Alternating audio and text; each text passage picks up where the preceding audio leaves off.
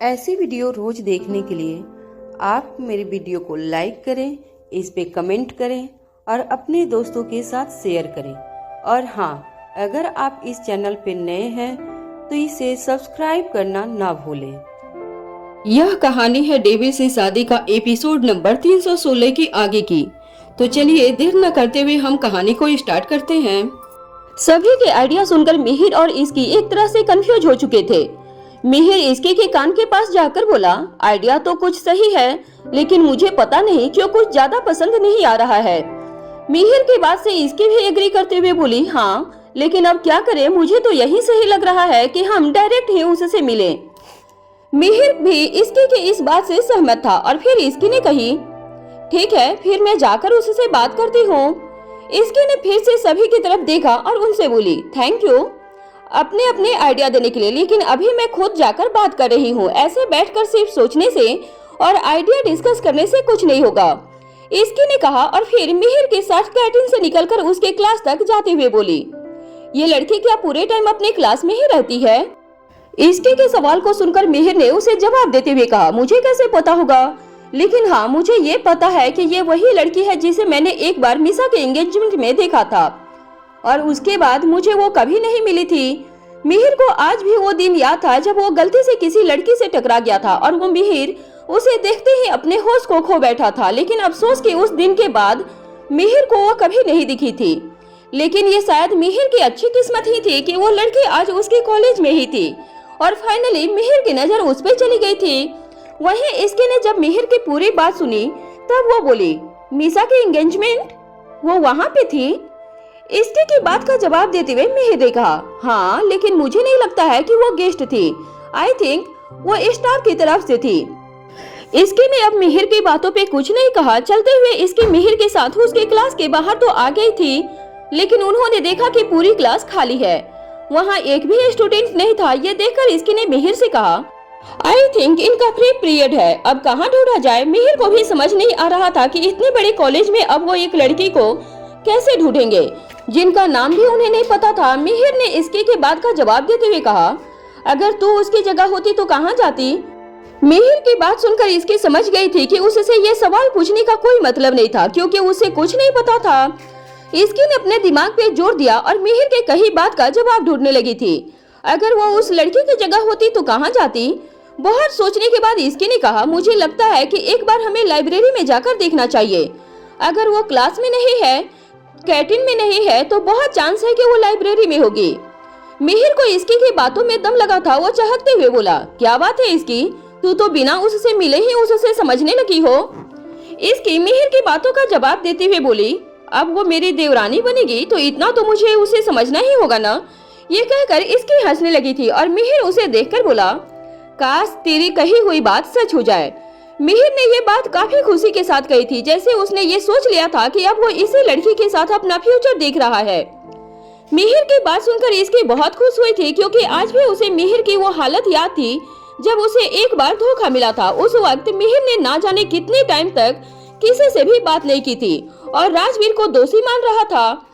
उस समय के बाद ऐसा लगा था अब जैसे मिहिर का प्यार पर से भरोसा उठ गया हो, लेकिन आज उसे एक बार फिर से प्यार की बातें करता हुआ देखकर इसके सच में दिल से उसके लिए खुश हो गई थी। इसकी ने सोच लिया था कि वो हर कोशिश करेगी मिहिर को उसके करीब लेकर जाने की। इसकी ने ये बात अपने मन में ठान लिया था, लेकिन अभी वो मिहिर की टांग खिंचाई करते हुए बोली, क्या बात है मिहिर, मैंने तो ऐसे ही कह दिया था उसे देवरानी, लेकिन सच में इतनी आगे का सोच लिया तूने। इसके की बातों में मजाक तो मिहिर साफ साफ महसूस कर रहा था, इसलिए वो बोला, हाँ तो इसमें गलत क्या है, आखिर ये सब मैंने अपने बड़े भाई से सीखा है। दोनों बातें करते हुए कॉलेज के 4th फ्लोर पे पहुंच गए थे, जहां कॉलेज की लाइब्रेरी थी। लाइब्रेरी बीएससी की बिल्डिंग के सबसे ऊपर वाले फ्लोर पे बना हुआ था और सभी डिपार्टमेंट का अलग अलग लाइब्रेरी था। बीएससी की लाइब्रेरी काफी बड़ी थी और वहाँ पे बहुत सारी बुक भी थी जो दुनिया भर के फेमस साइंटिस्ट और ऑथर की थी। इसकी लाइब्रेरी को देखते हुए शॉकिंग रिएक्शन के साथ बोली, ओ मैग, लाइब्रेरी कितनी बड़ी है। मिहिर इसके के इस रिएक्शन को देखकर बोला, हमारे कॉलेज की सारी लाइब्रेरी इतनी ही बड़ी है, ऐसे ही हमारा कॉलेज शहर का सबसे बड़ा और बेस्ट कॉलेज नहीं है। ये बोलकर मिहिर ने फिर थोड़े से मजाक भरे लहजे में कहा, तो कभी लाइब्रेरी के दर्शन करेगी ना, तब तुझे ये सारी बातें पता चलेगी। मिहिर की बात सुनकर इसकी ने उसे गुस्से से भरा एक लुक दिया था और फिर वो उसे बिना कुछ बोले लाइब्रेरी के अंदर उस लड़की को ढूंढने लगी थी। मिहिर ने खुद से कहा, अरे यार, इस लड़के के मूड का तो कुछ नहीं पता चलता है, कभी भी गुस्सा हो जाती है, पता नहीं भाई कैसे हैंडल करते हैं इसे। मिहिर अपने आप में बोले जा रहा था, तभी इसकी को आगे जा चुकी थी। वो पलटकर उसे घूर कर देखती है, जैसे कह रही हो कि वो अकेले ही ढूंढेगी क्या उसे। मिहिर भी उसकी आंखों का मतलब समझ चुका था और वो जल्दी से आगे आकर उसे ढूंढने लगता है। ऑलमोस्ट पूरी लाइब्रेरी को देखने के बाद उन्हें एक कोने में डेस्क पे बैठी हुई एक लड़की मिली थी, जो बहुत ही ध्यान से अपने सामने रखी बुक को पढ़ रही थी और बीच बीच में अपनी कॉपी में पेन से भी लिख रही थी। उसे देखकर मिहिर ने इसकी से कहा, कितनी सुंदर लग रही है न वो। मिहिर की बातों में उसके सॉफ्टनेस को इसकी फील कर सकती थी और वो स्माइल करते हुए बोली, मिहिर, तुझे तो सच में ही प्यार हो गया है, और वो भी एक नजर में ही देखकर। इसकी ने ये कहा और वो आगे बढ़कर उस डेस्क के पास गई। पास जाकर इसकी ने देखा कि उस लड़की ने लाइट ग्रीन कलर की कुर्ती और ब्लैक कलर की जीन्स पहनी हुई थी। इसकी उसके सामने बैठकर धीरे से बोली, हाय। इसकी की आवाज सुनकर उस लड़की ने अपने सर को ऊपर करके देखा और सामने इसकी को बैठी हुई पाई थी। इसकी को देखकर उसने अपनी मीठी आवाज में कहा, हाय। अपनी बात का रिप्लाई मिलने के बाद इसकी ने आगे कहा, तुम यहाँ ऐसे अकेले बैठकर क्यों पढ़ रही हो। इसकी के बात का जवाब देते हुए वो बोली, वो एक्चुअली यहाँ मुझे शांति थी, इसलिए मैं यहाँ आ गई। इसके आगे कुछ कहती तभी उसकी नजर उस डेस्क के पीछे बैठे मिहिर पे गई थी, जो इसकी को ही देख रहा था, उस लड़की को नहीं देख रहा था, क्योंकि मिहिर की तरफ उसकी पीठ थी।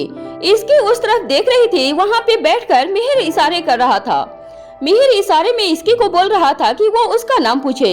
इसकी मिहिर के इशारे को साफ तौर पे समझ गई थी और उसने ऐसा ही किया था। इसकी ने अपना सवाल किया, तुम्हारा नाम क्या है। इसकी का सवाल सुनकर उस लड़की ने उसकी तरफ देखते हुए स्माइल देते हुए इसकी के सवाल का जवाब दिया था, कीर्ति सक्सेना। उसका जवाब सुनकर इसकी ने स्माइल देते हुए कहा, मेरा नाम इसकी है। इसकी की बात सुनकर कीर्ति ने थोड़ी एक्साइटमेंट से भारी आवाज में कहा, मैं आपको जानती हूँ और आपको इस कॉलेज में कौन नहीं जानता है। कीर्ति की बात से बिना किसी शक के इसकी खुश हो गई थी और साथ ही उसने कीर्ति के पीछे देखा, जहाँ मिहिर अपना मुंह बनाए हुए बैठा हुआ था। ये साफ था कि मिहिर ने भी कीर्ति की कही हुई सारी बातें सुन ली थी। मिहिर यही सोच रहा था कि इसकी के साथ साथ वो भी इस कॉलेज में फेमस था, लेकिन कीर्ति ने उसे नोटिस तक नहीं किया था। ऐसा शायद इसलिए क्योंकि वो कीर्ति के पीछे बैठा हुआ था, लेकिन फिर भी वो खुद को ये सोचने से रोक नहीं पा रहा था कि अगर वो कीर्ति के सामने होता तो क्या उसे वो पहचान पाती। मिहिर ने अपने मन में उठ रहे सारे सवालों को एक साइड किया और फिर उस तरफ वापस से देखने लगा था। इसकी ने एक बार फिर से कीर्ति से सवाल किया, तुम यहाँ अकेली बैठी क्यों हो। कीर्ति ने उसके सवाल सुनकर जवाब देते हुए कहा, मेरे ज्यादा दोस्त नहीं है, इसलिए मैं यहाँ आकर पढ़ रही थी। कीर्ति की बात सुनकर यही लग रहा था कि वो दोस्ती करने में अच्छी नहीं थी, जिस वजह से उसके दोस्त नहीं थे। इसकी के लिए एक नई बात थी कि कोई इंसान बिना दोस्त के कैसे रह सकता है। इसकी अपनी लाइफ बिना दोस्त इमेजिन भी नहीं कर सकती थी। इसकी ने एक नजर मिहिर को देखा, जो कब से बेताब था कि जल्दी से इसकी उसका इंट्रोडक्शन करवा दे। जाहिर है इसकी भी उसकी नजरों को समझ गई थी और इसकी ने कीर्ति की तरफ देखकर कहा, दोस्त नहीं है, लेकिन क्यों। I mean, दोस्ती करना इतना भी मुश्किल काम नहीं है। तुम्हें बस अपने पास के इनविजिबल दीवार को हटाना होगा और जो तुमसे बात करने आए उससे अच्छे से रिस्पॉन्स करना होगा। इसकी ने कीर्ति से ये कहा और फिर वो मिहिर की तरफ देखते हुए कही, मिहिर, तुम आज यहाँ लाइब्रेरी में क्या कर रहे हो।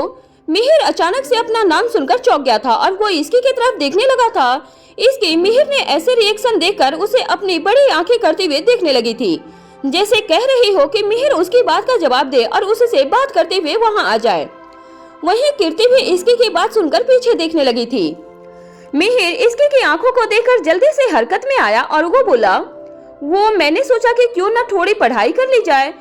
मिहिर ने इसकी के सवाल का जवाब दिया था। उसके बाद वो अपनी चेयर से उठकर इसकी और कीर्ति की तरफ आगे आते हुए बोला, मेरा छोड़ो, ये बताओ तुम यहाँ क्या कर रही हो। तुम्हें लाइब्रेरी का रास्ता पता भी था। मिहिर की बात सुनकर इसकी ने उसे घूर कर देखा और बोली, अच्छा जी, तो तुम्हारे कहने का मतलब है कि मुझे लाइब्रेरी का रास्ता नहीं पता है। तो मिस्टर मिहिर, मुझे ये बताओ कि तुम बीएससी डिपार्टमेंट के लाइब्रेरी में क्या कर रहे हो।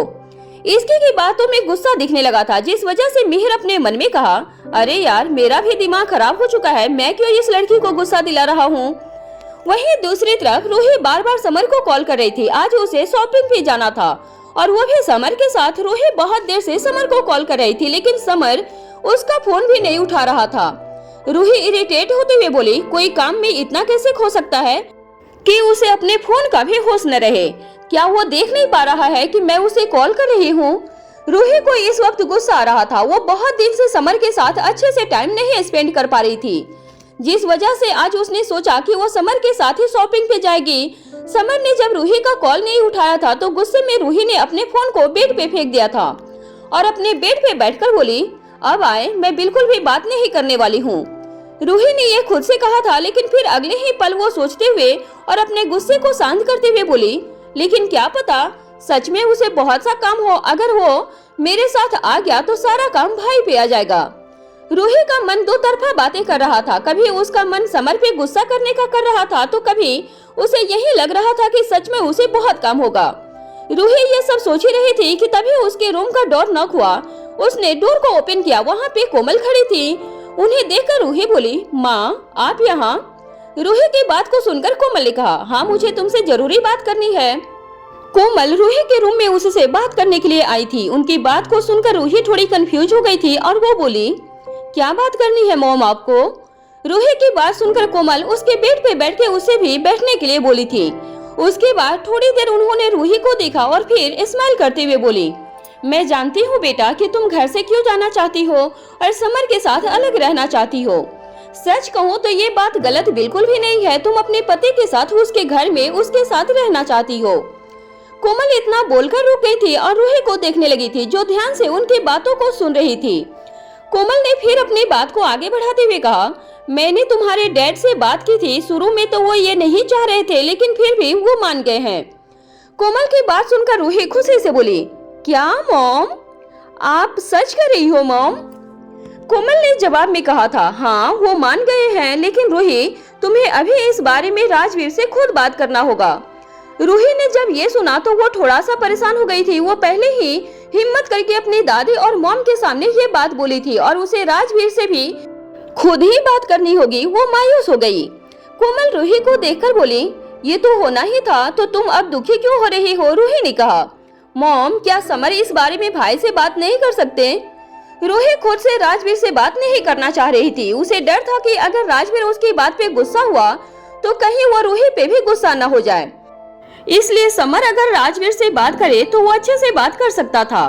रूही की बात को सुनकर कोमल ने कहा, समर बात तो कर लेगा लेकिन अगर राजवीर ने मना कर दिया तो? वो उसे मनाने वाला भी नहीं है। राजवीर की बात उसके लिए ऑर्डर हो जाएगा, फिर बाद में तुम ही उससे इस बात पे लड़ाई करोगी। कोमल की बात भी सही थी। समर कभी भी राजवीर के फैसले के खिलाफ नहीं जाने वाला था। उसके लिए राजवीर के मुंह से निकली हुई बात तो पत्थर की लकीर होती थी। रूही अगर राजवीर से बात करे तो उसके राजवीर को मनाने के चांसेस ज्यादा थे। रूही कोमल की कही हुई बात को समझते हुए बोली, ठीक है मॉम मैं ट्राई करती हूँ भाई से बात करने की, लेकिन अगर वो नहीं माने तो? कोमल ने रूही की बात का जवाब देते हुए कहा था, तब तो मैं इससे कुछ नहीं कह सकती हूँ। तुमने मुझे अर्णव से बात करने के लिए कहा था, वो मैंने कर दिया।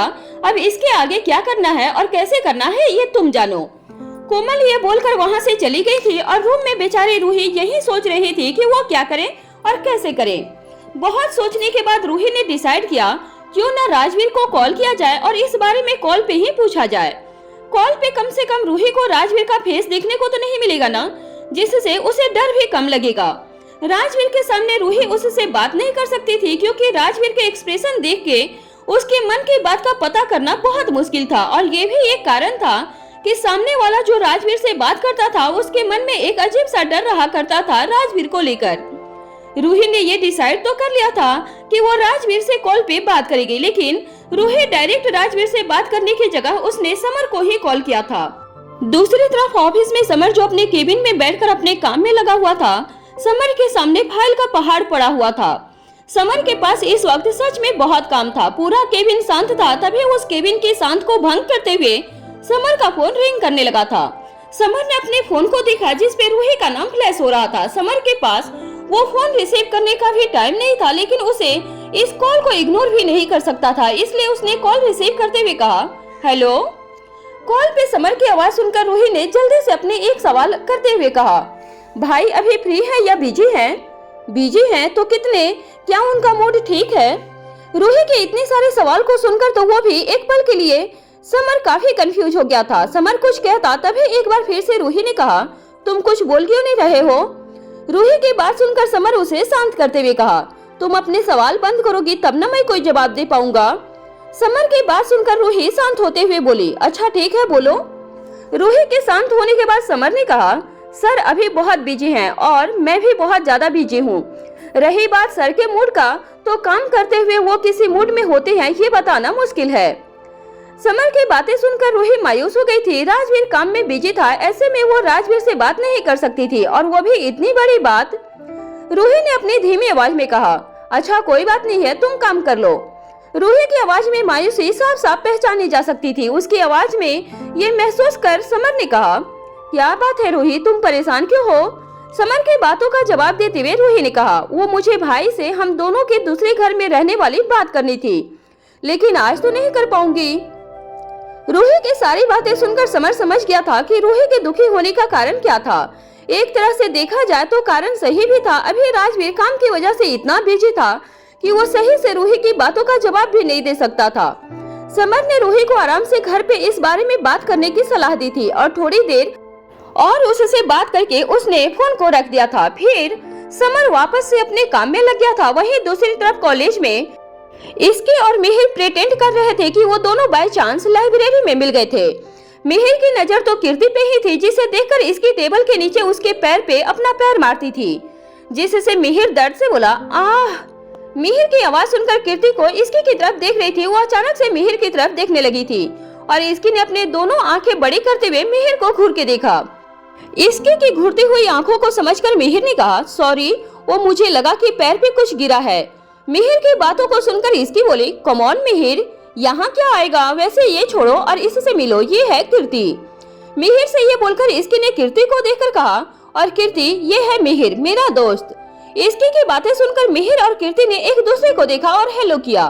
फिर कीर्ति इसकी को देखकर बोली, वैसे जब मैं कॉलेज में आई थी तब मैंने आपके बारे में बहुत कुछ सुना था और इसीलिए मेरा मन बहुत था आपसे मिलने का, लेकिन मुझे कभी नहीं लगा था कि आप ऐसे मेरे से मिलोगी। कीर्ति की बातों को सुनकर इसकी स्माइल करते हुए मिहिर की तरफ देखती है, जो बिल्कुल भी खुश नहीं लग रहा था, क्योंकि इस कॉलेज में सिर्फ इसकी ही फेमस नहीं थी, मिहिर भी बहुत फेमस था और कितने ही जूनियर उसके पास उससे मिलने आते थे और उसे कहते थे कि वो सभी उसके बारे में सुनकर उससे मिलना चाहते थे।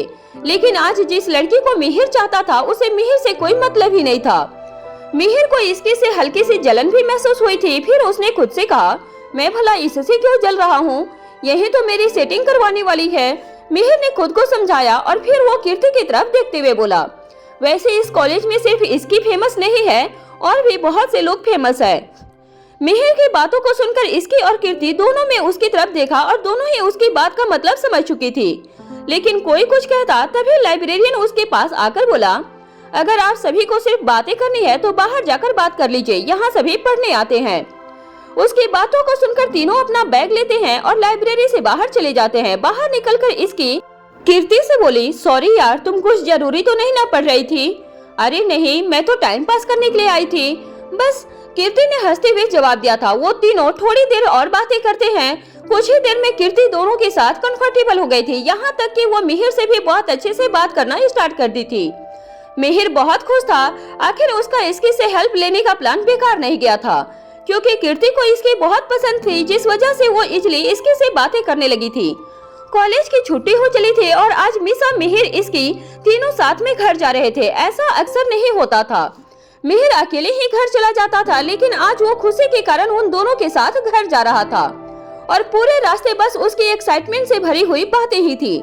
मिसा ने मिहिर को इतना ज्यादा खुश देखकर कहा, वैसे मुझे नहीं लगा था कि इसकी तो इतनी आसानी से उस लड़की से इसका इंट्रोडक्शन करवा दोगी। इसकी ने मिसा की बातों का जवाब देते हुए कहा, आसान तो बिल्कुल नहीं था, पहले तो वो मिली ही नहीं थी और जब मिली तो वो लाइब्रेरी में मिली थी, जहाँ बोल भी नहीं सकते थे। इसकी की बातों पे मिसा हंसते हुए बोली, हाँ समझ सकती हूँ, और इससे भी बड़ी दिक्कत कि तू लाइब्रेरी गई थी। जिसने आज तक अपने डिपार्टमेंट की लाइब्रेरी नहीं देखी है, वो आज दूसरे डिपार्टमेंट की लाइब्रेरी में थी। मिसा को यूं हंसता हुआ देखकर और उसकी कही हुई बातें सुनकर इसकी ने उसे घूर के देखते हुए कहा, मैंने लाइब्रेरी नहीं देखा है तो तूने भी तो नहीं देखा है ना। उन दोनों को यूं बहस करता हुआ देखकर और उसकी बातें सुनकर मिहिर ने कहा, तुम दोनों बस भी करो, ये भी कोई टॉपिक है बहस करने का। मिहिर की बातों को सुनकर दोनों शांत हो गए थे। वो दोनों भी कभी कभी बिना बात के बहस करने लगते थे और जब उन दोनों की बहस बड़ी होती थी तो उन्हें शांत करवाना बहुत मुश्किल भरा काम हो जाता था। मिहिर यही नहीं चाहता था कि उन दोनों की बहस बड़ी हो जाए। अगर ऐसा होता तो उस पर से फोकस हट जाता और उनकी बातों पे दोनों में से कोई भी ध्यान नहीं देता। मिहिर ने दोनों को शांत देखकर कहा, यार तुम दोनों मेरे पे फोकस करो, आगे क्या करना है वो तो सोचो ना कि आपस में लड़ाई करोगी तुम दोनों। मिहिर की बात को सुनकर इसकी ने कहा, बात करवा दी है, इंट्रोडक्शन करवा दिया, अब क्या चाहिए, बात कर लिया, उससे इम्प्रेस करने की कोशिश कर। इसकी की बात पे मिसा ने भी हामी दी थी। इसकी ने तो अपना काम कर दिया था, अब इसके आगे का सफर तो मिहिर को ही तय करना था। वहीं मिहिर इसकी की बातों को सुनकर बोला, पर थोड़ी सी और हेल्प कर दो, अगर सब कुछ सही रहा तो मैं पक्का तुम्हें ट्रीट दूंगा। मिहिर की बातों को सुनकर इसकी ने अपने दोनों आईब्रो को आपस में जोड़ लिया और वो बोली, दूंगा नहीं, देना पड़ेगा, अगर तूने पार्टी नहीं दी तो देख लेना, बचेगा नहीं तू मेरे से। इसकी की धमकी सुनने के बाद मिहिर को समझ नहीं आ रहा था कि वो अब क्या बोले। आखिर उसने कब मना किया था पार्टी देने से? वो तो सिर्फ हेल्प मांग रहा था, लेकिन इसकी ने उससे भी उसे धमका दिया था। मिसा ने मिहिर की तरफ देखते हुए कहा, वैसे आइडिया तो हम भी दे रहे थे, लेकिन तू पार्टी देने की बात सिर्फ इसकी से ही कर रहा है, ये तो बात ठीक नहीं है। मिहिर ने मिसा को देखकर उससे कहा, पहले उसे पट तो जाने दे, उसके बाद मैं ग्रैंड पार्टी ही सबको दे दूंगा। अब मिसा और इसकी ने मिहिर को और ज्यादा परेशान नहीं किया था, क्योंकि मिहिर आज फाइनली उन दोनों को खुश दिख रहा था। वरना पिछली बार जो उसके साथ हुआ था उसे नहीं लगा था कि मिहिर दोबारा से प्यार जैसी चीजों पे भी भरोसा करेगा। वो कहते हैं ना, एक बार किसी चीज में धोखा खा लेने के बाद इंसान उस रास्ते पर कम ही जाता है। मिहिर के लिए दोनों दिल से खुश थे और वो ये भी जानते थे कि मिहिर के बारे में घर में जो भी सुनेगा वो खुश ही होगा। कुछ ही देर में कार घर पहुंच गई थी और तीनों बाहर आकर घर के अंदर चले गए थे। इसके ने मिहिर और कीर्ति का आज कॉलेज में इंट्रोडक्शन तो करवा दिया था, जिससे मिहिर बहुत ज्यादा खुश था। वहीं इसके इस बात से खुश थी कि अब मिहिर उसे तंग करना बंद कर देगा। एक तरफ रूही इस बात से खुश थी कि उसके डैड ने उसे समर के साथ दूसरे घर में रहने की परमिशन दे दी थी, लेकिन वो परेशान इसलिए थी कि राजवीर से इस बारे में उसकी कोई बात नहीं हुई थी।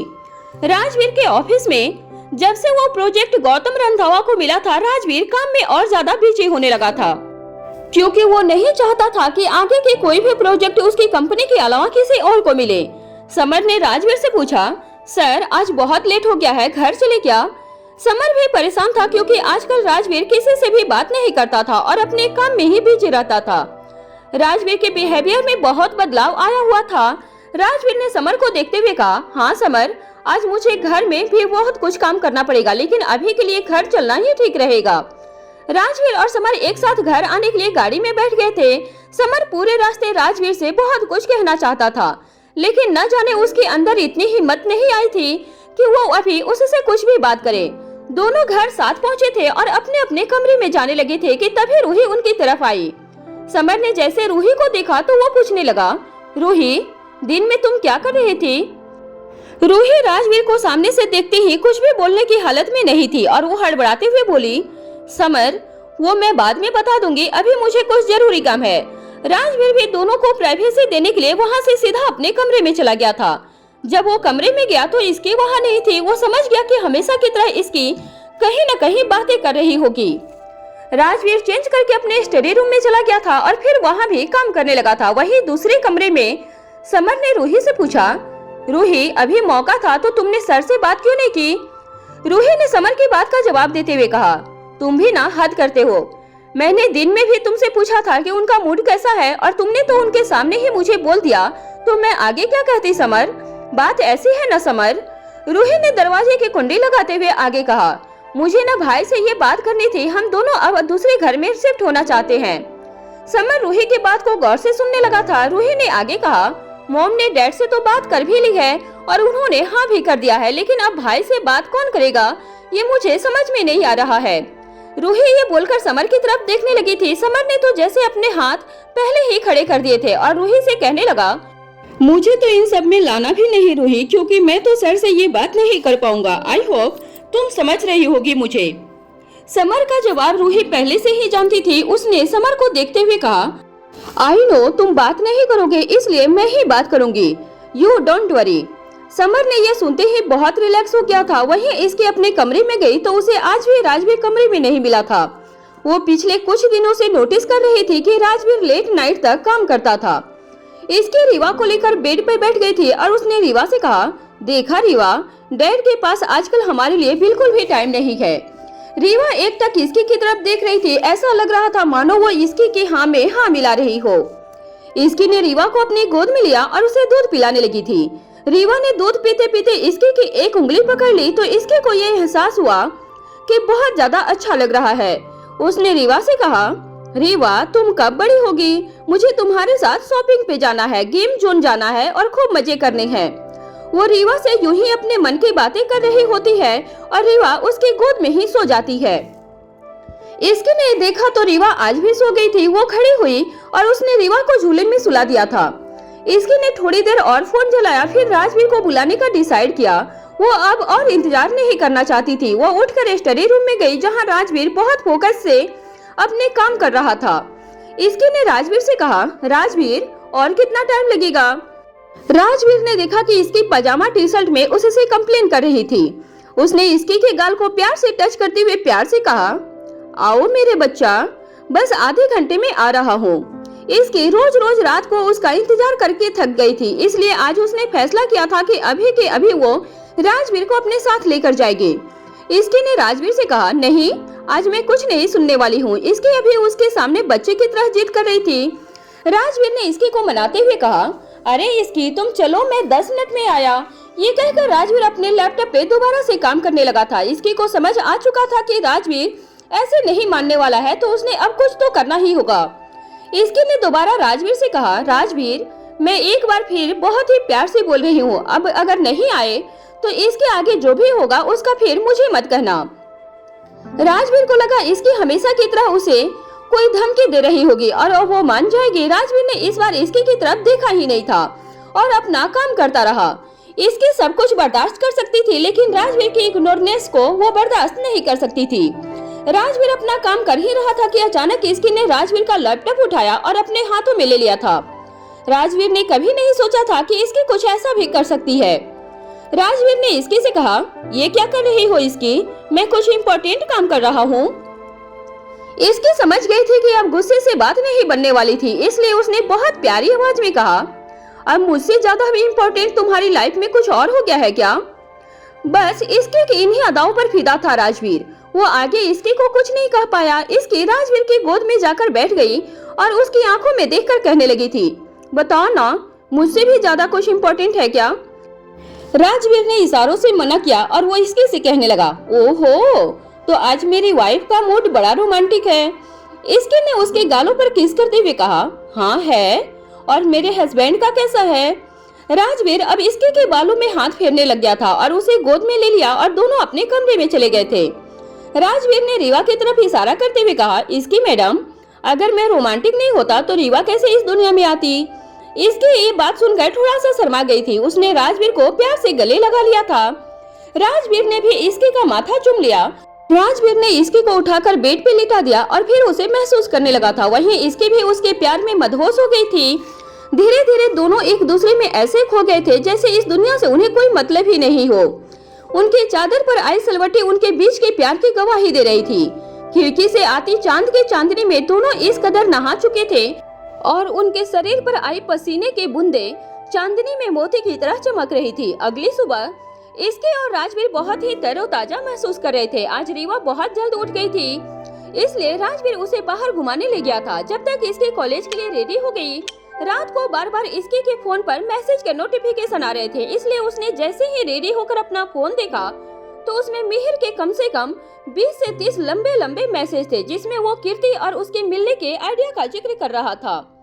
इसके ने जल्दी से 1-2 मैसेज को पढ़ा, लेकिन बाद में उसे लगा कि आखिर वो क्यों अपना टाइम वेस्ट कर रही है, क्योंकि उसने तो अपना काम कर ही दिया था दोनों को मिलवाकर। अब आगे उन्हें जो करना है वो करे। वो यही सोच रही थी कि अब उसे इस मैटर में और नहीं पड़ना है। वो रेडी होकर नीचे जाने लगी, तभी राजवीर रीवा को लेकर वहाँ आ गया था। रीवा को देखते ही इसकी ने कहा, आ गई मेरी प्रिंसेस घूम घूम के। राजवीर ने इसकी से कहा, प्रिंसेस के पापा भी तो आए हैं, जरा ध्यान उन पर भी दे दिया करो। रीवा को देखते ही इसकी ने कहा, देखो रीवा, तुम्हारे प्यारे पापा तो तुमसे ही जल रहे हैं। राजवीर ने इसकी से कहा, नहीं नहीं रीवा, ऐसा बिल्कुल भी नहीं है, बल्कि मैं तो तुम्हारे बहाने तुम्हारी मम्मा का टेंशन ले रहा हूँ। तभी राजवीर रीवा को झूले में सुलाकर उसे झुलाने लगा था, क्योंकि अब वो उबासियां ले रही थी। राजवीर इसकी से बोला, इसकी मेरे पास बैठो ना प्लीज। इसके ये सुनते ही उसके पास बेड पर बैठ गई थी। राजवीर ने पूछा, इसकी आजकल मिहिर कुछ ज्यादा ही डिस्टर्ब सा लग रहा है, क्या तुम्हें या मीसा को इसके बारे में कुछ पता है? इसके ने राजवीर से कहा, एक्चुअली मैं आपको ये सब बताना ही चाहती थी कि मिहिर की लाइफ में अब कुछ नया हो गया है। राजवीर ने आश्चर्य से इसकी की तरफ देखते हुए पूछा, इसकी मुझे पूरी बात जाननी है, प्लीज बताओ ना। इसकी ने नॉन स्टॉप होकर सारी बातें राजवीर को बताना स्टार्ट की थी। इसकी ने धीरे धीरे राजवीर को ये बातें ऐसे बताई जैसे इसकी कोई बहुत बड़ी प्लानर हो। राजवीर ने ये सब सुनकर बोला, मुझे तो समझ में नहीं आता कि तुम सब ये प्लानिंग कर कैसे लेते हो। इसकी ने सारा क्रेडिट लेते हुए कहा, आपको अभी पता नहीं है कि आपकी वाइफ एक बहुत अच्छी लव गुरु है और साथ ही एक अच्छे मैनेजर भी है। एटलीस्ट ये सब गुण तो आने ही चाहिए। राजवीर ने हंसते हुए कहा, हाँ, अब लाइफ में इसकी ही कमी थी ना कि मैं तुम्हें लव गुरु बनते हुए देखूं। उसने इसकी की तरफ देखा और उससे कहा, इसकी कॉलेज में पढ़ तो रही हो ना? इसकी ने हंसते हुए कहा, आपको ऐसा क्यों लग रहा है कि मैं पढ़ती नहीं हूँ? राजवीर ने हंसते हुए कहा, अरे आप तो मैच किंग करने लग गई हो, तो इसलिए मैंने सोचा कि पूछ लूं।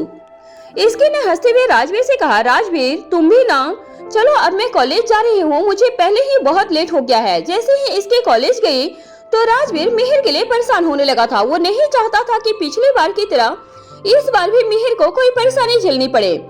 राजवीर रीवा के सोने के बाद खुद रेडी होकर ऑफिस चला गया। वहीं जैसे राजवीर ऑफिस के लिए निकला तो कोमल जी रीवा को अपने साथ लेकर चली गई। आज रीवा को 3 महीने का वैक्सीन लगना था, इसलिए कोमल जी बहुत डरी हुई थी कि वो आज उसे कैसे रखेंगे। डॉक्टर के घर आने का भी टाइम हो गया था। वो वैसे तो बहुत ही स्ट्रांग थी, लेकिन जब बात रीवा की आती थी तो वो बहुत ज्यादा इमोशनल हो जाती थी। दादी ने जब कोमल जी को परेशान देखा तो उन्हें समझाते हुए कहा, कोमल मैं भी हूँ ना तुम्हारे साथ, तुम चिंता मत करो, सब कुछ ठीक हो जाएगा। तभी थोड़ी देर के बाद डॉक्टर आ गए। राजवीर जो इसके और मिहिर के लिए बहुत परेशान था, क्योंकि वो नहीं चाहता था कि इसके खुद किसी और प्रॉब्लम में पड़ जाए और वो अपने भाई मिहिर को भी किसी वजह से रोज परेशान होते हुए नहीं देख सकता था। तभी राजवीर ने अपना फोन लगाया और समर से कहा, समर मुझे इसके बारे में सब कुछ जानना है। समर ने जवाब दिया, जी सर हो जाएगा, लेकिन वो बहुत ही ज्यादा हैरान हो गया था। राजवीर अपनी गाड़ी से ऑफिस जाते हुए समर से बात कर रहा था। राजवीर ने समर से कहा, मेरा काम जल्दी हो जाना चाहिए। समर ने जवाब दिया, यस सर, मैं मिस कीर्ति के बारे में सब कुछ पता कर लूंगा। राजवीर कीर्ति के बारे में अपनी तरफ से पता करना चाहता था, क्योंकि वो नहीं चाहता था कि उसकी जो कंडीशन पिछली बार हुई थी वो अब वापस फिर से हो जाए। राजवीर यूं तो किसी के सामने अपनी केयर और प्यार जाहिर नहीं करता था, लेकिन वो अपने भाई बहनों की केयर बहुत ज्यादा करता था। सिंघानिया मेंशन में दादी और कोमल जी रीवा के साथ हॉल में बैठकर खेल रहे थे। तभी वहाँ एक डॉक्टर आ गए। डॉक्टर के आते ही अर्णव जी अपने कमरे से बाहर निकल कर आए, और क्योंकि आज वो रीवा के लिए घर पर थे।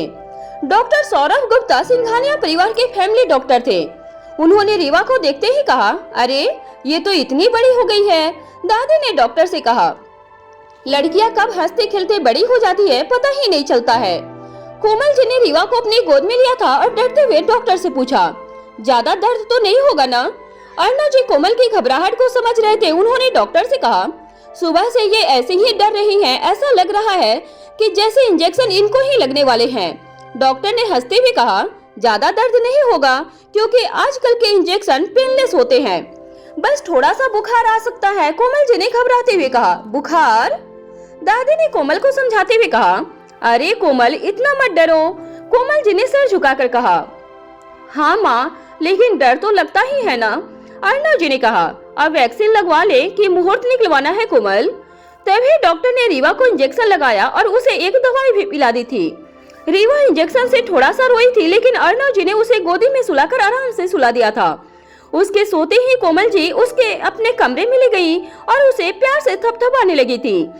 अर्णव जी ने अपनी माँ लक्ष्मी देवी से कहा, माँ आजकल घर का माहौल थोड़ा सा अलग हो गया है ना? दादी ने उनसे पूछा। हाँ बेटा, कुछ अलग तो मुझे भी महसूस हो रहा है।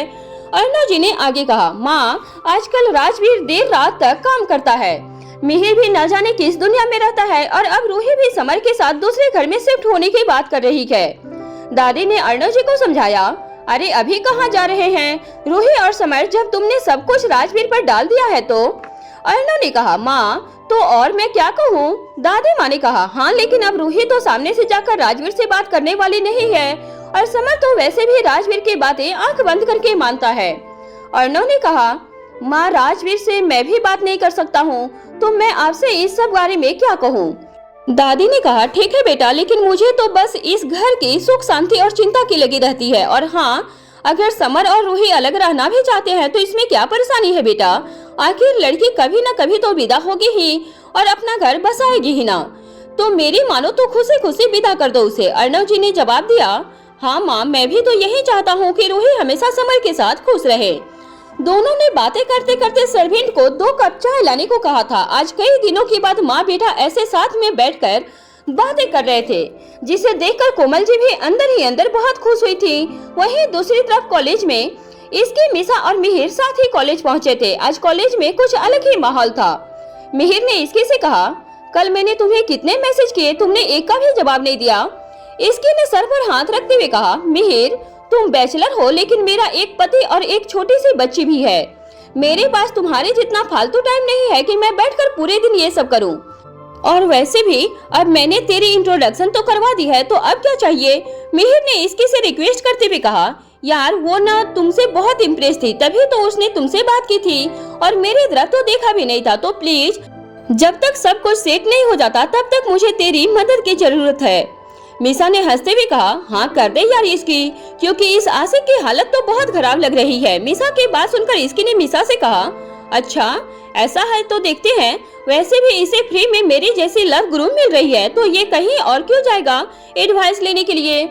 इसके को अपनी स्किल और अपनी एडवाइस पर बहुत ज्यादा घमंड था। मिहिर ने हाथ जोड़ते हुए कहा, अरे मैं सब कुछ मानने के लिए तैयार हूँ, लेकिन तुम दोनों बस मेरी हेल्प करते रहना।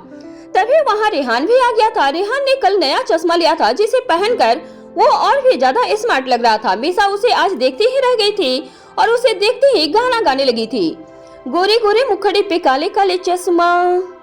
इसके और मिहिर हंसने लगे थे। मिसा ने रेहान से कहा, क्या बात है, बहुत स्मार्ट लग रहे हो। मिसा की बात सुनकर रेहान शर्मा गया था। रेहान ने दिल पर हाथ रखते हुए कहा, हाय क्या किस्मत है मेरी कि आज मुझे तुमसे कम्प्लीमेंट मिला है। मिसा ने नाक से कोड़ते हुए कहा, अच्छा तुम तो ऐसे बोल रहे हो जैसे मैं तुम्हें कभी कम्प्लीमेंट ही नहीं देती हूँ।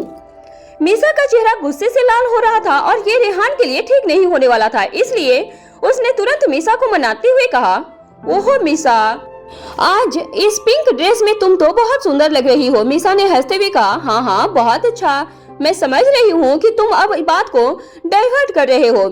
मिहिर इसकी के कान में धीरे से बोला, अब कौन बचाएगा रेहान को इससे। मिसा ने मिहिर को खुसुर फुसुर करते हुए देखकर पूछा, मिहिर तुम क्या बोल रहे हो इसकी से। रेहान ने बात को संभालते हुए कहा, आज मौसम कितना अच्छा है ना, आज से पहले गार्डन में इतनी अच्छी हवा नहीं चली है। मिसा ने रेहान से कहा, अच्छा ये बताओ प्रैक्टिस कैसे चल रही है तुम्हारी। रेहान ने जवाब दिया, बहुत अच्छी चल रही है मोहतरमा। मिसा ने रेहान से कहा, आज तो तुम्हारे तेवर बिल्कुल बदले हुए हैं। वहीं मधु नोटिस बोर्ड पर एक सर्कुलर पढ़कर गार्डन की तरफ आ गई थी। उसने दूर से सबको हाय किया। सभी मधु का एक्साइटमेंट लेवल देखकर समझ गए थे कि वो कुछ न कुछ न्यूज ही लेकर आई है। मधु तेज दौड़कर आई थी, उसकी सांसें फूल रही थी। मधु ने हाफती हुई आवाज में कहा, तुम लोग जानते हो कॉलेज में क्या होने वाला है। इसकी घास पर बैठी हुई थी जो अचानक खड़ी हुई और उसने मधु से पूछा, तो बताना क्या होने वाला है। मधु ने कहा, guys we are going on a college trip. Roohi ने ऑलमोस्ट चिल्लाते हुए कहा, क्या बात कर रही है मधु। मधु ने हाँ में अपना सर हिला दिया था क्योंकि उसकी धड़कनें अभी भी बढ़ी हुई थी। मिहिर ने एक्साइटेड होकर कहा, लेकिन कहाँ, कब और डेट क्या है। मधु ने हाथों से रुकने का इशारा किया। तभी इसके ने कहा, अरे कुछ तो बताओ यार, हम सबको बहुत एक्साइटमेंट हो रही है। रेहान ने कहा, मधु लो पानी पियो और फिर आराम से यहाँ बैठकर हमें बताओ। मधु ने पानी पिया और आराम से इसके के पास बैठ गई थी। मधु ने गहरी सांस लेकर कहा, कॉलेज की तरफ से सभी स्टूडेंट के लिए 10 दिन का ईस्ट जोन ट्रिप ऑर्गेनाइज हो रहा है। Guys, can you believe it? Madhu की आवाज में इतनी एक्साइटमेंट थी कि हर कोई खुश हो गया था। यहाँ तक कि इसकी भी इतनी एक्साइटेड हो गई थी कि उसने सबसे पहले कहा, यार मैंने कभी नहीं देखी है वो जगह। मिहिर सबको देखते हुए कहा, यार 10 दिन और हम सब साथ में, बहुत मजा आएगा। मीसा ने भी हंसते हुए कहा, क्या बात है यार, धन्य हो ये कॉलेज जिसमें पहली बार कुछ तो अच्छा हुआ। रिहान ने मीसा की तरफ देखते हुए कहा, हाँ कई बिछड़े दिल भी मिल जाएंगे इस ट्रिप में। Thank you college. रिहान ने मीसा की तरफ देखा और दोनों ने आंखों ही आंखों में इशारा कर लिया था। सभी के अंदर बहुत एक्साइटमेंट थी इस ट्रिप को लेकर। तभी इसकी के पास एक कॉल आया। इसकी ने कॉल देखा तो ये कॉल रूही दी का था। इसकी ने कॉल उठाया और बोला, हेलो दी। रूही ने इसकी से पूछा, इसकी एक बात बता, आज भाई का मूड कैसा है? इसके को ये समझ नहीं आया कि अचानक दी को राजवीर के मूड के बारे में जानने की क्या नौबत आ गई थी। फिर से रूही ने अपनी बात को रिपीट करते हुए कहा, अरे मुझे बस ये बता कि उनसे कोई बात कर सकता है क्या? रूही की बेचैनी उसकी आवाज में साफ साफ झलक रही थी। इसकी ने जवाब दिया, आजकल तो क्या बताऊं दी, वो बहुत ही ज्यादा बिजी रहते हैं और ज्यादा बात भी नहीं करते हैं। रूही ने मायूसी भरी आवाज में कहा, अच्छा इसकी, चलो मैं फोन रखती हूँ। फिर रूही ने फोन रख दिया था और मन ही मन सोचने लगी, अब मैं कैसे भाई से बात करूंगी। इसकी ने जैसे ही कॉल रखा था तो उसने देखा कि सभी टूर के बारे में ही डिस्कस करके प्लान बना रहे थे। इसकी भी बहुत खुश थी। तभी मिहिर ने उससे पूछा, इसकी क्या रीवा तुम्हारे बिना इतने दिन रह सकती है?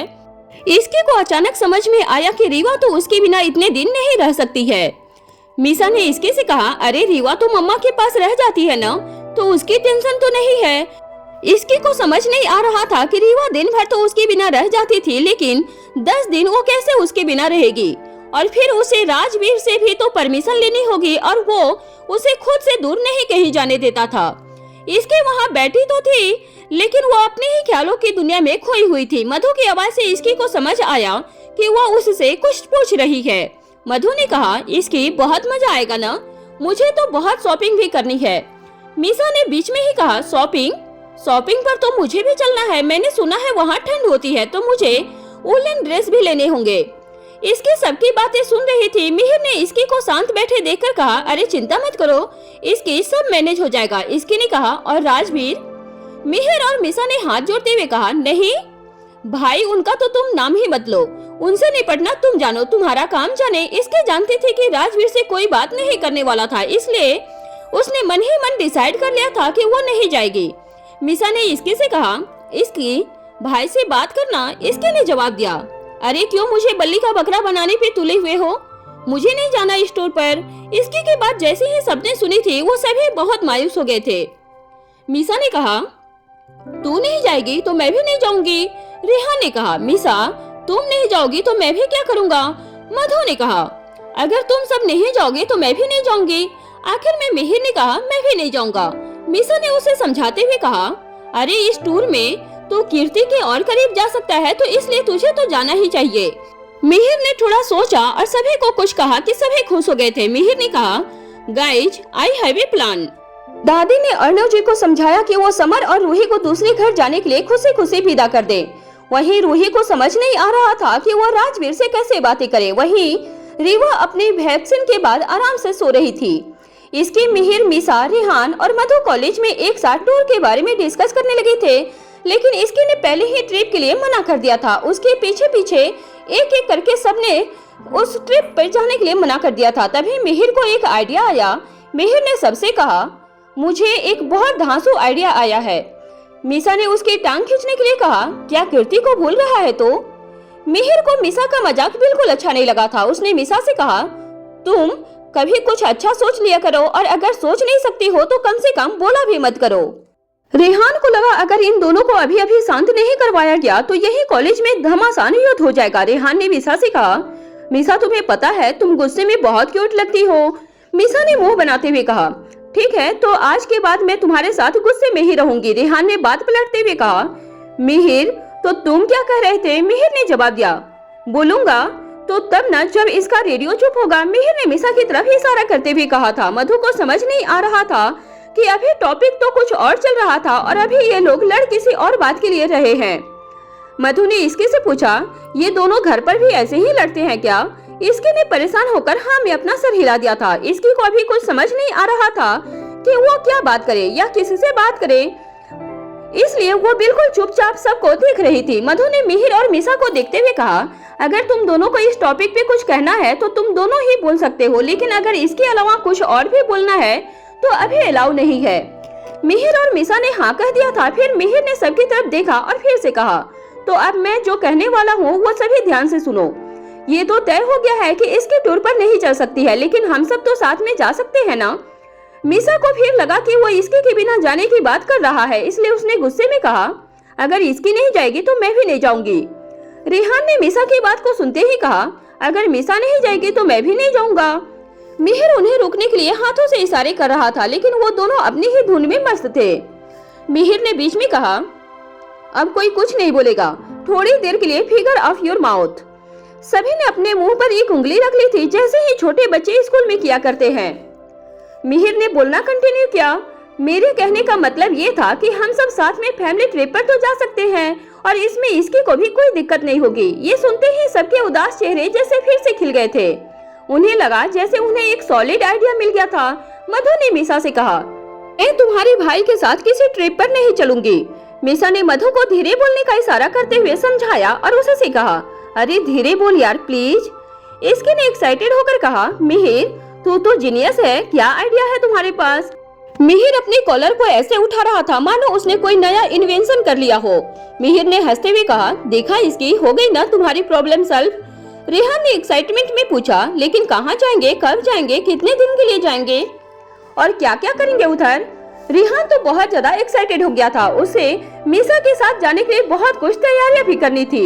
रेहान को इतना खुश देखकर मीसा भी बहुत कुछ इमेजिन करने लग गई थी और उसे ऐसा लग रहा था कि मानो वो रेहान के साथ ऑलरेडी ट्रिप पर चली गई हो। मधु ने पूछा, मिहिर प्लान तो बहुत अच्छा है, लेकिन तुम्हारी कीर्ति कैसे जाएगी उस टूर पे? मिहिर ने हंसते हुए कहा, अब इतनी कुर्बानी तो मैं दे ही सकता हूँ।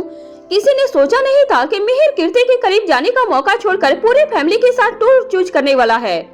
इसकी ने कहा, नहीं मिहिर तुम टूर जा सकते हो क्योंकि वहाँ तुझे बहुत मौके भी मिलेंगे। मिहिर ने इसके से कहा, अब तो मुझे बस डेस्टिनेशन चेक करनी है। सभी अपने अपने मोबाइल पर अलग अलग जगह चेक करने लगे थे। तभी मीसा को कुछ याद आया और उसने इसके से कहा, राजवीर भाई। इसके ने पूछा, क्या राजवीर भाई? मीसा ने फिर से कहा, उनसे कौन पूछेगा? इसके ने बहुत कॉन्फिडेंस के साथ कहा था, हम सब। वहीं सभी उंगली इसके की तरफ पॉइंट कर रही थी। इसकी ने घबराकर कहा, ये मुझसे नहीं होने वाला है, जाना तो सबको है तो मैं क्यों सबके आगे आऊं? मीसा ने हाथ जोड़ते हुए कहा, क्योंकि हमें मरने का कोई शौक नहीं है। वो जब देखते हैं तभी जान निकल जाती है यार। अगर उनसे कुछ पूछना पड़ा तो न जाने क्या होगा। मिहिर ने मीसा की बात को सपोर्ट करते हुए कहा, इसकी बात तो तुम्हें ही करनी होगी। इसके ने मिहिर से कहा, अच्छा तो उस रात तुम और रेहान कैसे इतने आराम से बात कर रहे थे राजवीर से, जब उन्हें मेरे खिलाफ भड़का रहे थे? रेहान ने बात को संभालते हुए कहा, इसकी ऐसा बिल्कुल भी नहीं था। हमने तुम्हारे खिलाफ तो कुछ भी नहीं कहा था और तुम्हें लगता है कि क्या वही तुम्हारे खिलाफ कुछ सुन सकते हैं? इसके ने खुद पर घमंड करते हुए कहा, अच्छा अब जब तुम लोग इतना ही डरते हो तो उनसे मैं ही बात कर लूंगी, और नहीं तो क्या करूंगी। इसकी मन ही मन बहुत ही ज्यादा घबरा रही थी कि आखिर अब वो राजवीर को इस बात के लिए कैसे मनाएगी, क्योंकि राजवीर तो रीवा को कहीं भी बाहर लेकर नहीं जाते थे। मधु ने हंसते हुए कहा, तो ये टूर तो फिक्स हुआ ना? मेरा मतलब है कि मैं तो शॉपिंग पर जा सकती हूँ ना? इसकी ने कहा, शॉपिंग तो की जा सकती हो, अब शॉपिंग कितनी काम आएगी ये तो। इसकी ने आधी बात को अपने मन में ही रख लिया था। मधु को डाउट हुआ और उसने इसकी से पूछा, तूने बाद में क्या कहा इसकी? इसकी ने कहा, कुछ नहीं मधु, मैं तो कह रही थी कि तेरा टॉप बहुत अच्छा लग रहा है। तभी रेहान ने कहा, आज का पूरा दिन क्या गार्डन में ही बैठना है, क्लासेज नहीं लेनी है क्या? ये सुनते ही इसकी मीसा, मधु और रेहान क्लास की तरफ चले गए थे। वहीं मिहिर कैंटीन में कीर्ति का इंतजार करने लगा था। वहीं दूसरी तरफ सिंघानिया मेंशन में रीवा आज थोड़ी देर में बहुत रो रही थी क्योंकि उसे इंजेक्शन लगा हुआ था। अर्णव जी और कोमल जी उसे पूरे घर में घुमा रहे थे ताकि उसे ज्यादा तकलीफ न हो।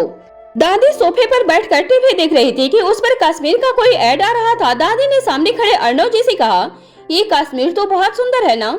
अर्णव जी बिजनेस के सिलसिले में कई बार वहाँ गए हुए थे, इसलिए उन्होंने अपनी माँ से कहा, हाँ माँ बहुत सुंदर है और लोग तो इसे धरती का स्वर्ग भी कहते हैं। कोमल जी ने कहा, माँ, ये तो कई बार गए हुए हैं पर मुझे नहीं ले गए हैं। दादी ने अर्णव जी से कहा। अर्णव, बहू को भी ले जाकर कभी घुमा लाना वहाँ से। अब तो राजवीर भी है तेरे साथ, तो अब तो अपनी बीवी के लिए टाइम निकाल ले। तभी रीवा अचानक से जोर से रोई तो कोमल जी उसे चुप करवा रही थी और अर्णव जी बोले, लगता है हमारी रीवा को भी अपनी दादी के साथ कश्मीर जाना है। और तीनों हंसने लगे थे। वहीं दूसरी तरफ शाम के समय राजवीर के ऑफिस में, आजकल राजवीर ऑफिस में बहुत ही ज्यादा बिजी रहता था और वो अपना काम ही कर रहा था कि उसके पास एक कॉल आया। राजवीर ने कॉल देखा तो उस पर इसकी के नाम का फोन आ रहा था। राजवीर ने तुरंत कॉल उठाया और कहा, इसकी कुछ जरूरी है क्या? इसकी ने एक्साइटमेंट में कहा, मुझे आपसे कुछ बात करनी है। राजवीर का मूड बहुत ज्यादा ऑफ था, इसलिए उसने सीधा बोला, हाँ बोलो। इसकी समझ गई थी कि राजवीर अभी ठीक मूड में नहीं है और अगर अभी उसने कुछ कहा तो बात बनने की जगह बिगड़ जाएगी। इसकी ने कहा, वो मैं आपको बता रही थी कि आज मेरी क्लास बहुत अच्छी थी। राजवीर ये तो समझ गया था कि इसकी ने किसी और काम के लिए फोन किया था, लेकिन वो बताया नहीं था। राजवीर ने इसकी से कहा, जो भी बात है इसकी मुझे घर पर बता देना, अभी मैं बिजी हूँ। इसकी को समझ नहीं आ रहा था कि आजकल राजवीर को क्या हुआ है, आखिर वो कितना शांत रहने लगा था। इसकी ये सब सोच ही रही थी कि तभी मीसा ने उससे पूछा, आज घर नहीं चलना है क्या? इसकी तुरंत मीसा के पास चली गई थी। सिंघानिया मेंशन में आज मिहिर, मीसा, इसकी को घर आने की बहुत एक्साइटमेंट थी क्योंकि आज उन्हें घर पर अपने फैमिली टूर के बारे में बताना था। कोमल जी, अर्णव जी और दादी जी सोफे पर बैठे हुए थे। ये तीनों भी वहीं बैठ गए थे। अर्णव जी ने कहा, क्या बात है, आज तो कॉलेज के बाद भी तुम सबके चेहरे इतने खिले हुए हैं, वरना हमेशा तो ऐसे आते हो जैसे वहाँ मजदूरी करते हो। मीसा अपने डैड के पास बैठकर बोली, डैड आप बहुत स्मार्ट हो, आपको बिना बोले सब पता चल जाता है। मुझे तो लगता है आप दुनिया के बेस्ट डैड हो। कोमल जी ने कहा, अजी ध्यान से, अभी तारीफ आ रही है तो उसके पीछे पीछे कोई न कोई फरमाइश भी आने वाली है। अर्णव जी ने ये बात सुनते ही हंसने लगे थे। मीसा ने कहा, मम्मा आप क्यों जल रहे हो जब मैं अपने डैड की तारीफ कर रही हूँ तो? तभी मिहिर ने कहा, मम्मा आप और दादी भी तो हमें कितना प्यार करते हो और कितना ध्यान रखते हो। दादी ने कहा, अरे मेरा बच्चा, इसकी तू ही बता दे कि आज तुम तीनों में क्या खिचड़ी पक रही है। इसकी ने बिना वेट किए सीधा बोल दिया था, दादी हमें फैमिली टूर पर जाना है। दादी ने इसकी की बात सुनते ही कहा, अर्णव बच्चों का भी मन है तो घुमा ला ना किसी गार्डन में। अर्णव जी ने अपनी माँ से कहा था, गार्डन नहीं जाना है माँ, इन्हें कहीं दूर 4-5 दिन के लिए जाना है। दादी ने कहा, अच्छा तो राजवीर से बात कर लो और फिर चले जाओ। इसकी ने कहा, दादी चले जाओ, नहीं आप भी चलोगी मेरे साथ। सभी ने आगे इस बारे में खूब डिस्कशन किया था और बात राजवीर के फैसले पर आकर ही रुक गई थी।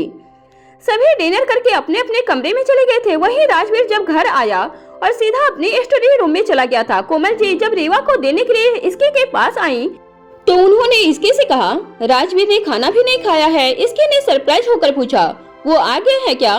कोमल जी ने कहा, हाँ अपने स्टडी रूम में है।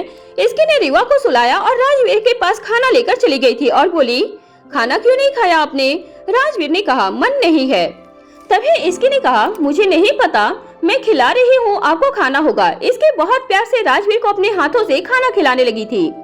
राजवीर भी अपना काम करते हुए खाना खा रहा था। राजवीर को समझ नहीं आया कि आज इसकी उस पर इतनी मेहरबान क्यों हो रही थी। राजवीर ने इसकी से पूछा, क्या बात है इसकी, आज इतनी सेवा क्यों कर रही हो? इसकी ने राजवीर से कहा, ऐसा क्यों लग रहा है आपको, मैं तो आज आपके पैर भी दबाऊंगी। ये सुनते ही राजवीर ने सीधा पूछा, काम बताओ इसकी।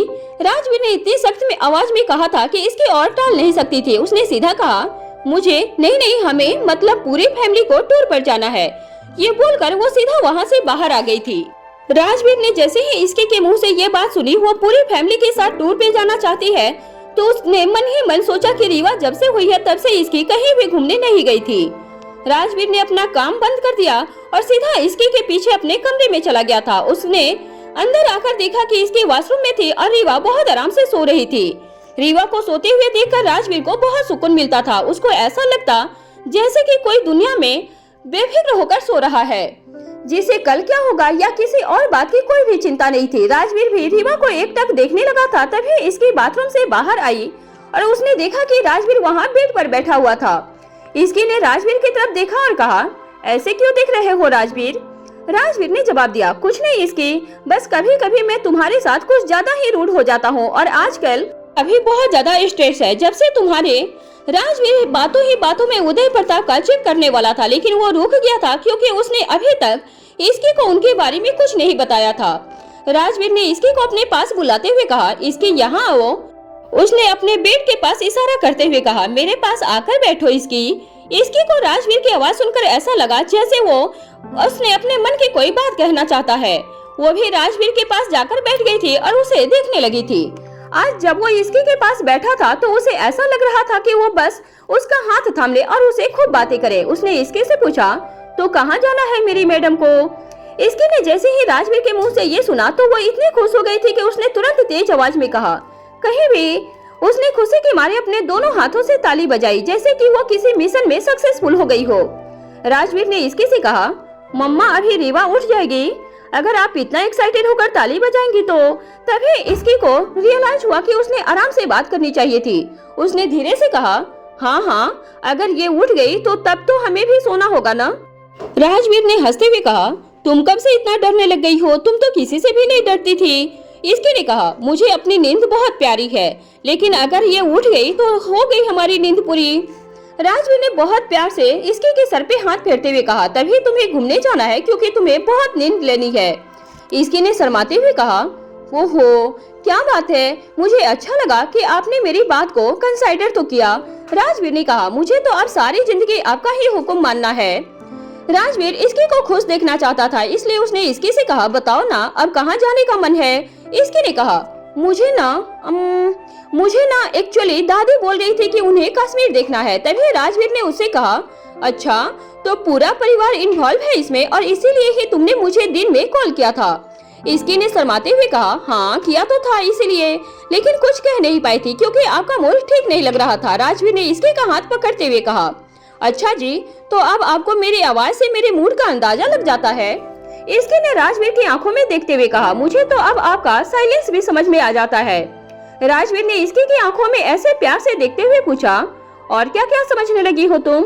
इसकी ने कहा, बस धीरे धीरे सब समझ जाऊंगी मिस्टर अकड़ू। राजवीर ने दोनों भौं चढ़ाते हुए कहा, अच्छा जी, स्टडी रूम से मैं यहाँ आया हूँ बात करने के लिए और मुझे ही अकड़ू बोल रही हो?